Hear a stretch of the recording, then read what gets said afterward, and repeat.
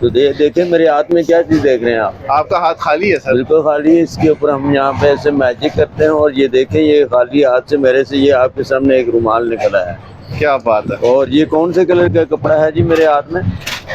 सही है, रेड क्या कलर। बात है, क्या बात है। और इसको मैं वापस यहाँ पे बंद करके इससे पे थोड़ा सा मैजिक करते हैं। जब इसे हम खोल के देखेंगे तो ये वो कपड़ा नहीं, ये मेरे पास एक 100 का नोट निकला है, क्या बात है सर। हाँ जी। तो फिर ऐसा करते हैं कि इसका हम एक रोल बनाते हैं, इसे कहते हैं चलो जी वापस आ जाओ। तो जब चेक करेंगे तो ये जो कपड़ा था ये इसी नोट के अंदर से आ गया। वाह जी वाह, जबरदस्त। और भी बहुत सारी ट्रिक्स होती हैं और ट्रिक्स होते हैं जो बच्चे बहुत लाइक करते हैं। इसी तरीके से जो हमने इस नोट को बनाया था इसको मैजिक करेंगे और ये वापस चला गया। और ये जो कपड़ा मेरे हाथ में था इसे भी कहते हैं सेम मसाला पे, और वो भी चला गया। क्या बात है, सब कुछ चला गया।